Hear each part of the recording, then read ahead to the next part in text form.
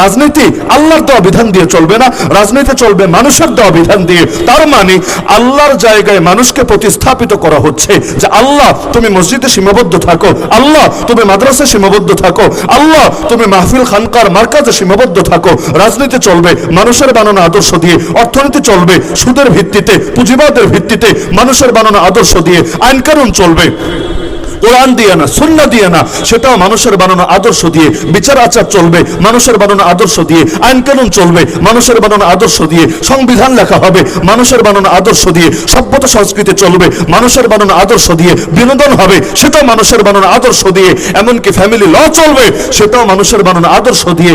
আল্লাহকে কোণঠাসা করে রাখা হবে খুবই ক্ষুদ্র একটা জায়গার ভেতরে। কারণ ক্ষমতার জন্য যদি প্রতিদ্বন্দ্বী মনে নাই করতো তাহলে সবার আগে গরিব দুঃখী জনতাই তো নবীদের বিরোধিতা করা দরকার ছিল। কিন্তু দেখা যায় গরিবরা সবার আগে কালেমা পড়ে মুসলমান হয়ে যায়। এই বেলাল রাদিয়াল্লাহু আনহু কি পরিচয় তার! এই যে আম্মার, ইয়াসির, খুবাইব, খাব্বাব রাদিয়াল্লাহু আনহুম আজমাইন, প্রথম যুগের মুসলমানদের ইতিহাস পড়লে এর মধ্যে কয়জন পাবেন একেবারে হাই প্রোফাইল ব্যক্তিত্ব? আর কিছু কিছু অবশ্যই ছিলেন। আবু বকর রাদিয়াল্লাহু আনহু আছেন, ওসমান রাদিয়াল্লাহু আনহু আছেন, ওমর রাদিয়াল্লাহু আনহু আছেন। কিন্তু বড় একটা অংশই তো এমন যারা আসলে সমাজের খুব নিম্ন শ্রেণী বাহ্যিক মানুষের চোখে।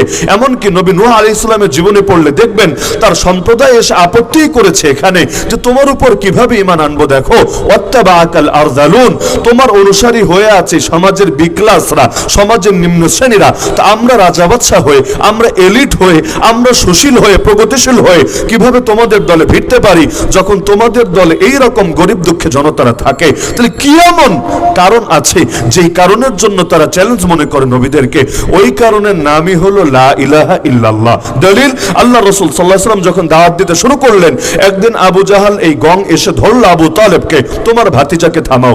আল্লাহ রাসূলকে ডাকালেন, আবু তালেব দেখো তো তোমার এলাকার ময়মুরব্বীরা তোমার উপর ক্ষিপ্ত, তারা তোমাকে থেমে যেতে বলছে, কি করলে তুমি থামবা? আল্লাহ রাসূল বললেন, চাচা তাদেরকে বলে দেন তারা যদি একটা মাত্র বাক্য মেনে নেয় তাদের সাথে আমার আর কোনো দ্বন্দ্ব থাকবে না, আমাকে নিয়ে তাদের আর কোনো টেনশন করা লাগবে না। জাস্ট একটা বাক্য তারা মেনে নেক, আর কোন ধরনের কোন সমস্যা এলাকার ভেতরে থাকবে না। আবু জাহাল মহা খুশি, বলে উঠলো, নাম ওয়া আবিকা আশরা, মুহাম্মদ তোমার বাপের কসম খেয়ে বললাম, বাক্য একটা না, বাক্য 10টা বলবো, একবার না, প্রয়োজনে 10 বার বলবো। লেকিন এক বাক্যের জন্য এত ঝামেলা করার কোনো দরকার আছে? কি বলা লাগবে জলদি বলে ফেলো। আল্লাহ নবী বললেন, তাহলে বলেন লা ইলাহা ইল্লাল্লাহ মুহাম্মাদুর রাসূলুল্লাহ। আবু জাহাল বলে উঠলো, এটা তো সম্ভব না। আজালাল আলিহাতা ইলাহা ওয়াহিদা ইন্না হাযা লাশাইউন উজাব। 23 নম্বর পরে সূরা সাদে আল্লাহ তাদের কথা উল্লেখ করে দিয়েছেন। তারা বলল, এত মাবুদকে মাত্র এক মাবুদে পরিণত করেছে, এত মাবুদ মিলেই পারে না আমাদের অভাব দূর করতে, আমাদের সমস্যা সমাধান করতে, মাত্র এক মাবুদ কি করবে? ইন্না হাযা লাশাইউন উজাব, এটা তো বড়ই আশ্চর্যজনক ব্যাপার, বড়ই বিস্ময়কর কথা।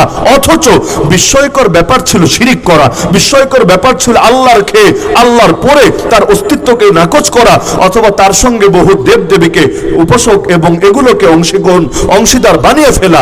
তো যেটাতে বিস্ময় করা দরকার ছিল সেটাতে না করে তাওহীদের দাওয়াতকে বিস্ময়ের দাওয়াত মনে করে ফেললো। তাহলে কি আছে লা ইলাহা ইল্লাল্লাহর মধ্যে?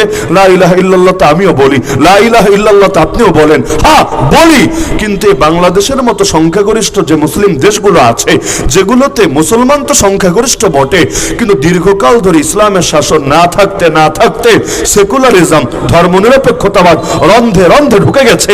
এরা লা ইলাহা ইল্লাল্লাহর অর্থটাকে অস্পষ্ট করে ছেড়েছে। এরা বোঝাতে চায় লা ইলাহা ইল্লাল্লাহ মানে খালি আল্লাহর জন্য নামাজ পড়বা, লা ইলাহা ইল্লাল্লাহ মানে খালি আল্লাহর জন্য রোজা রাখবা, লা ইলাহা ইল্লাল্লাহ মানে খালি আল্লাহর জন্য হজ করবা, লা ইলাহা ইল্লাল্লাহ মানে খালি আল্লাহর জন্য যাকাত দিবা, লা ইলাহা ইল্লাল্লাহ মানে শুধু আল্লাহর নামে কুরবানি করবা, লা ইলাহা ইল্লাল্লাহ মানে খালি আল্লাহর নামে মানত করবা, আল্লাহর নামে কসম করবা, লা ইলাহা ইল্লাল্লাহ মানে তোমার ব্যক্তি জীবনের ইবাদত বন্দেগী গুলো শুধুমাত্র আল্লাহর জন্য করবা, আর বাকি কোন জায়গায় আল্লাহকে স্পেস দিবা না। আল্লাহকে রাজনীতিতে স্পেস দেওয়া যাবে না, কারণ আল্লাহকে স্পেস যদি দাও তাহলে ঈশ্বরের অনুসারীরা কি বলবে, ভগবানের অনুসারীরা কি বলবে, দেবদেবের অনুসারীরা কি বলবে? তো যাতে করে ওরা ক্ষিপ্ত না হয় এজন্য ঈশ্বরকে স্পেস দিবা না, ভগবানকে স্পেস দিবা না, দেবদেবীকে স্পেস দিবা না, আল্লাহকে স্পেস দিবা না। তা আল্লাহকে যদি স্পেস না দেয় রাজনীতি চলবে কি দিয়ে? বলে দিবে স্পষ্ট ভাবে, রাজনীতি আল্লাহর দেওয়া বিধান দিয়ে চলবে না, রাজনীতি চলবে মানুষের দেওয়া বিধান বিধান দিয়ে। তার মানে আল্লাহর জায়গায় মানুষকে প্রতিস্থাপিত করা হচ্ছে যে আল্লাহ তুমি মসজিদে সীমাবদ্ধ থাকো, আল্লাহ তুমি মাদ্রাসায় সীমাবদ্ধ থাকো, আল্লাহ তুমি মাহফিল খানকার মার্কাজে সীমাবদ্ধ থাকো। রাজনীতি চলবে মানুষের বানানো আদর্শ দিয়ে, অর্থনীতি চলবে সুদের ভিত্তিতে, পুঁজিবাদের ভিত্তিতে, মানুষের বানানো আদর্শ দিয়ে, আইন কানুন চলবে কোরআন দিয়ে না, সুন্নাহ দিয়ে না, সেটাও মানুষের বানানো আদর্শ দিয়ে। বিচার আচার চলবে মানুষের বানানো আদর্শ দিয়ে, আইন কানুন চলবে মানুষের বানানো আদর্শ দিয়ে, সংবিধান লেখা হবে মানুষের বানানো আদর্শ দিয়ে, সভ্যতা সংস্কৃতি চলবে মানুষের বানানো আদর্শ দিয়ে, বিনোদন হবে সেটাও মানুষের বানানো আদর্শ দিয়ে, এমনকি ফ্যামিলি ল চলবে সেটাও মানুষের বানানো আদর্শ দিয়ে। আল্লাহকে কোণঠাসা করে রাখা হবে খুবই ক্ষুদ্র একটা জায়গার ভেতরে। এভাবে অফার যদি আবু জাহালকে দেওয়া হতো, আবু জাহাল নারাজ হতো না, বলতো ঠিক আছে। কেন? কারণ হলো জাহেলি যুগে আল্লাহ নবী সাল্লাল্লাহু আলাইহি ওয়াসাল্লাম 40 বছরের দাওয়াত শুরু করার আগে যে ইবাদত করেন নাই বিষয়টা এমন না, লম্বা লম্বা ইবাদত করেছেন। হেরা গুহায় গিয়ে মাসের পর মাস কি করলেন? ইবাদতই তো করেছিলেন। আল্লাহ রাসূল সাল্লাল্লাহু আলাইহি ওয়াসাল্লাম হজের সময় হাজীদের খেদমত করেন নাই। আল্লাহ রাসূল সাল্লাল্লাহু আলাইহি ওয়াসাল্লাম বিভিন্ন সময়ে সামাজিক সেবামূলক সংগঠন হিলফুল ফজুল, এই যে হিলফুল ফজুলে কাজ করেছিলেন, এটাও তো নবুয়ত প্রকাশিত হওয়ার আগে। তাহলে আল্লাহ রাসূল আগে নামাজও পড়েছেন, রোজাও রেখেছেন, দান সদকাও করেছেন, হাজীদের খেদমত করেছেন, হাজীদের পানি পান করিয়েছেন। এমনকি আমার আগের আলোচক তো ঘটনা শোনাচ্ছিলেন, ওই যে হাজরে আসওয়াদ নিয়ে দ্বন্দ্ব লেগেছিল, আল্লাহ রাসূল সেই দ্বন্দ্বের সমাধানও করেছিলেন।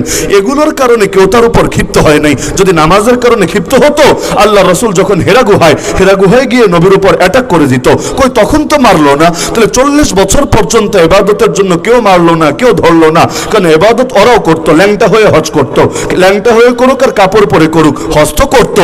আরে ওরাও নামাজ পড়তো, যদিও কখনো সেজদা আল্লাহরে দিত আর কখনো দেবদেবীরে দিত। ওরাও দান সদকা করতো, যদিও দান সদকা করার ক্ষেত্রেও অনেক সময় তারা শিরিক করে ফেলতো, বিভিন্ন ভুল নীতি প্রয়োগ করতো। তার মানে মূল ঝামেলা ছিল নামাজে না, মূল ঝামেলা ছিল রোজায় না, মূল ঝামেলা ছিল হজে না, মূল ঝামেলা ছিল লা ইলাহা ইল্লাল্লাহ তাওহীদে, অর্থাৎ সব ক্ষেত্রে আল্লাহর একত্ব স্বীকার করার মাঝে।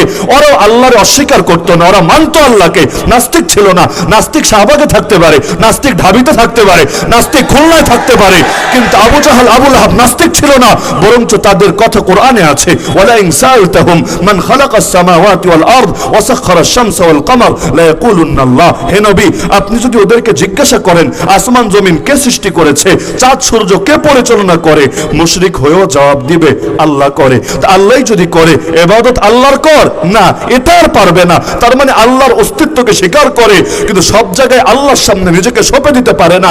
ইসলাম মানে কি? ইসলাম মানে আত্মসমর্পণ করা। মুসলিম কাকে বলে? মুসলিম তাকেই বলে যে আত্মসমর্পণ করেছে আল্লাহর সামনে। তাহলে এই বাংলাদেশের মধ্যেও ইসলাম কায়েমের প্রতি সবচাইতে বড় বাধা কোথায়?